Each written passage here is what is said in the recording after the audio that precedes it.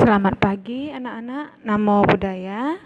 Apa kabar? Semoga selalu sehat dan berbahagia dalam perlindungan Sang Triratna dan perlindungan karma baik.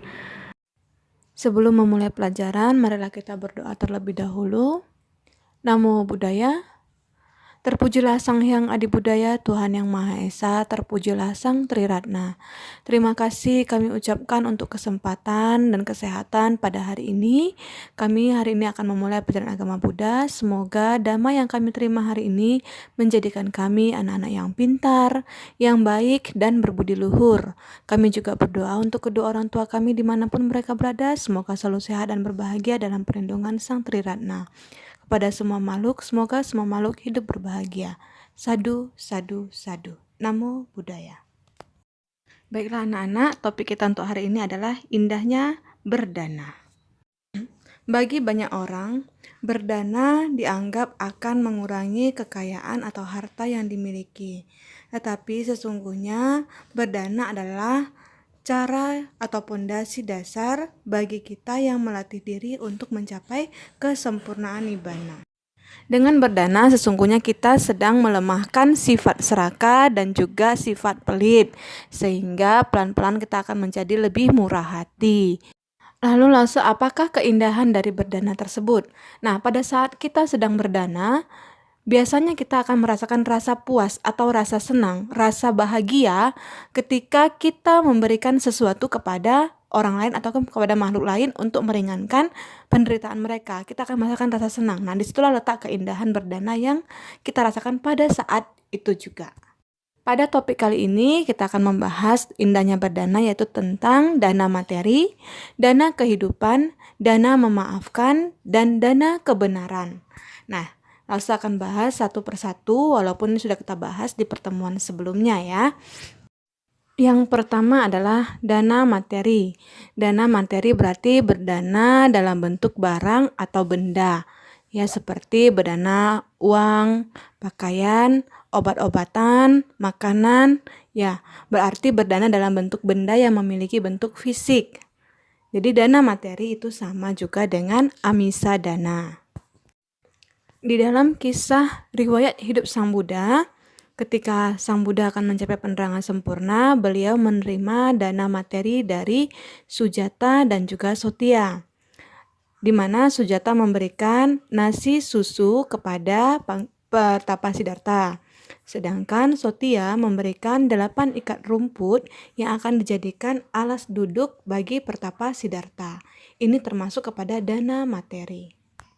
Dalam kehidupan sehari-hari, berdana dapat kita lakukan kepada orang lain maupun kepada orang tua kita sendiri, kepada mama dan papa di rumah.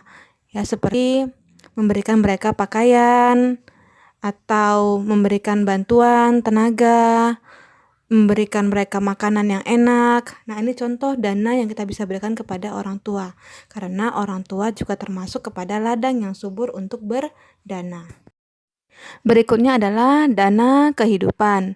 Dana kehidupan berarti dana yang diberikan untuk menyelamatkan atau melindungi kehidupan dari makhluk lain. Dana kehidupan ini termasuk juga kepada abaya dana. Contoh dana kehidupan dalam kehidupan sehari-hari yang bisa kita berikan seperti merawat orang yang sedang sakit, menyelamatkan hewan yang terluka, melepaskan makhluk hidup atau fangsen, memberikan bantuan seperti donor darah, dan masih banyak contoh lain yang ditujukan untuk menyelamatkan makhluk hidup. Itulah termasuk kepada dana kehidupan. Berikutnya adalah dana kebenaran. Dana kebenaran atau dhamma dana berarti dana yang diberikan berupa ajaran kebenaran kepada orang lain ataupun kepada makhluk lain agar mereka melakukan sesuatu dengan benar sesuai ajaran dhamma. Ajaran kebenaran dapat kita berikan dalam kehidupan sehari-hari seperti memberikan nasihat kepada seseorang yang melakukan kesalahan, atau memberitahukan ilmu pengetahuan atau mengajari seseorang tentang ilmu pengetahuan, atau juga memberikan khotbah-khotbah dharma, itu termasuk kepada dana kebenaran. Seperti Sang Buddha yang memberikan nasihat kepada Yaka Alawaka. Yaka adalah makhluk kejam yang suka membunuh. Sang Buddha menasehatkan untuk berhenti membunuh karena akan menimbulkan karma buruk. Dan sebaiknya Yaka menjaga dan melindungi makhluk lain. Ini termasuk kepada dana kebenaran. Juga kepada Brahma Baka yang terkenal sombong akan ilmu pengetahuan. Sang Buddha mengajarkan tentang kebenaran, ajaran kebenaran kepada Brahma Baka sehingga Brahma Baka menjadi tersadarkan untuk menjadi lebih rendah hati dan tidak sombong. Ini juga termasuk kepada dana kebenaran. Selanjutnya adalah dana memaafkan. Dana memaafkan berarti memberikan ampunan atas kesalahan ataupun kekeliruan yang dilakukan oleh makhluk lain ataupun orang lain kepada kita. Dengan memberikan dana memaafkan, berarti kita sudah melepaskan sifat dendam di dalam diri kita. Kita tidak membiarkan rasa dendam tumbuh di dalam diri kita. Itulah dana memaafkan. Contoh teladan dana memaafkan yang diberikan oleh Sang Buddha adalah beliau memaafkan Anggulimala yang berniat untuk membunuh Sang Buddha. Contoh lainnya adalah Sang Buddha yang memaafkan Dewadatta, sepupunya yang sangat jahat kepadanya. Atau ada lagi contoh yang lain yaitu Sang Buddha memaafkan Cincaya yang memfitnah Sang Buddha di depan banyak orang. Ini adalah contoh dana memaafkan yang diberikan oleh Sang Buddha. Dengan memaafkan, kita melepaskan kebencian dan dendam di dalam diri kita, sehingga setiap permusuhan tidak akan muncul. Sama seperti kisah Kalayakini yang melepaskan dendam dan benci di hatinya sehingga mereka tidak lagi mengalami kelahiran yang berulang-ulang hanya untuk membalaskan dendamnya. Kisah ini bisa dilihat pada halaman 157. Silakan dibaca.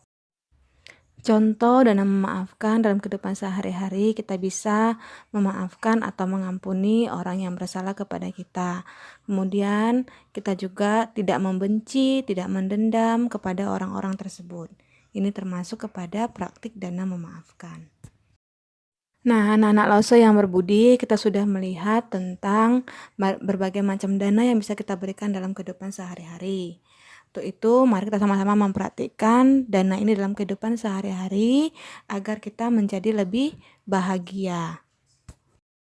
Baiklah, sekianlah pembelajaran kita hari ini. Semoga apa yang kita peroleh hari ini bermanfaat dan dapat kita praktikkan dalam kehidupan sehari-hari untuk menambah karma baik kita. Akhirnya, Lause akhiri dengan Namo Buddhaya.